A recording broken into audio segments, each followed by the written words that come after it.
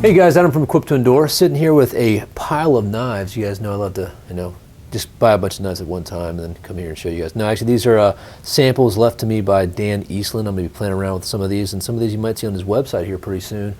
And I got to say, we met Dan a few years ago at Blade Show. He was one of Andy Roy's apprentices at the time, working in the Fiddleback Ford shop, and under Andy's tutelage I can say that Dan had some skills of his own in regards to his finishing work and everything like that, and I could tell that he had some kind of artistry, and found out later in the conversation that he actually used to make furniture for a number of years, and that worked really well combined with his culinary expertise of chef knives and stuff like that, because he is definitely a foodie. And also just an outdoorsman, and when you pile all it together you get some really outstanding pieces of cutlery that are awesome function for outdoor wilderness adventuring, survival, and or kitchen prep. And we have here an assortment of different things. The one that I'm going to grab first, because I've really fallen in love with it and I've actually made an order myself to get a different model blade, is this Echo 5 with the stabilized corn cob in it. And that thing looks freaking awesome, guys. I'll give you a couple closer shots and hopefully it won't get blurry here, but I mean, the black liners, it's just sexy. This is the Echo 5. This is a 01 steel. You guys can see the little spalting here. He also does this in a CPM 154 and a S35 VN, and of course an 01 if you want a high carbon steel. Dan is, and I had to admire him from this, really adamant on the thinner blades. You just don't need this crazy, 5/32, quarter inch, 3/16 inch crap out there, and he doesn't want to go anything thicker than a 5/32. He likes the 3/32, a 1/8, 1/16, and I'm really making a change myself for my personal knife collection to go to those thinner blades. I just find that they stay sharp longer. I think the blade geometry is better. It's a better cutting tool and lighter weight, which is the most important. You don't get as much hand fatigue, and when you're not fatigued and you're sharp, less prone to injury. So all those components combined, really important when you're picking out your piece of cutlery. And this thing just looks awesome. Up until here recently, I had my favorite knife handle, and this Echo 5 specifically has recently taken that place. It just feels awesome, perfect, like it was engineered for my hand perfectly, and that speaks a lot. So I'm actually going to get one of these corn cob with a Hawkins, and you've seen this blade right here. Very thin blade, awesome, and black liners. I might get a black bolster, so guys stand by, you'll be seeing that one. And before I go into anything, let me talk about price range. All these knives, for the most part, with the exception of this one, I think it starts at 80, start out with the base options about the $135 price range. Now you can, the average 40 to 60, go up in between adding a different kind of steel, be it S35 VN or CPM 154 or the 01. You guys can see some of the patinas on some of this 01 Huntsman, which is a pretty sexy knife as well. Again, feels awesome in the hand. And actually this is one Dan carried personally for a long period of time.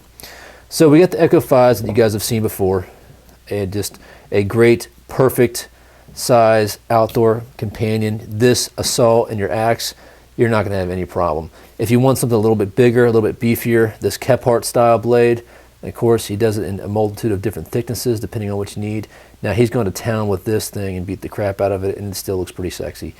Dan puts a very, very good finish. All his plunge lines are very symmetrical, no issues there, and just knows how to give some very good blade geometry. And then the Hawkins, which has become one of my favorite. Robbie has been singing the praises of this and had a couple of prototypes to beat up himself. Has been nothing but telling me he's found his perfect knife. He don't want to look at he doesn't want to go to the knife store with him anymore. I'm done.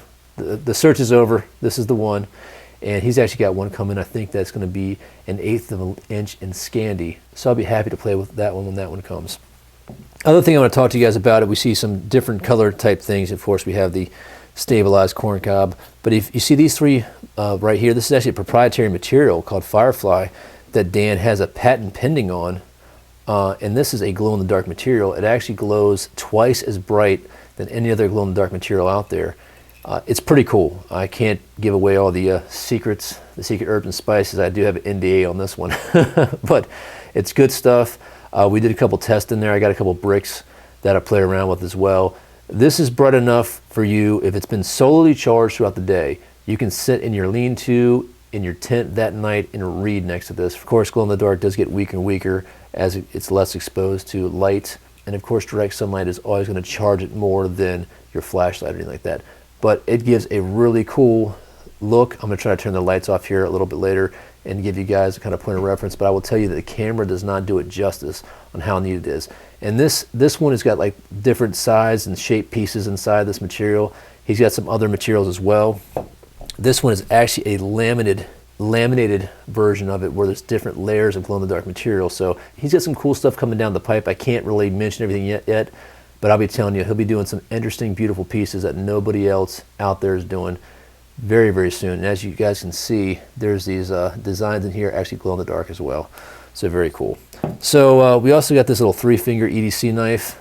This is one that Dan actually made one of, and we kept on asking why. It's an awesome little neck knife. He actually keeps this cross style on his belt at all times. I don't think I've ever seen a man without this knife on him. And it is a great little knife. We also have a matching fork here. It goes with this Hawkins that I thought was pretty neat. That Dan actually made a micarta fork set. So great stuff, guys. Again, we got the Kephardt, we got the Hawkins, we got the Echo 5, we got the Huntsman. Great knives. I guess I should put the Echo 5s all next to each other. Very interesting pieces. They start out in about the $135 range on average, maybe go up to the $200 range if you get all the bells and whistles. But check them out at dogwoodcustomknives.com. You guys will be seeing some more tests and review here in the near future, but while I had all these knives here, I kind of want to do a quick tabletop and share with you guys what knives we're looking at right now. All right, guys, any questions or comments, please email me at adam@equiptodoor.com. You guys take care, be safe out there. Remember, if you're not always prepared, you're never prepared. Thanks.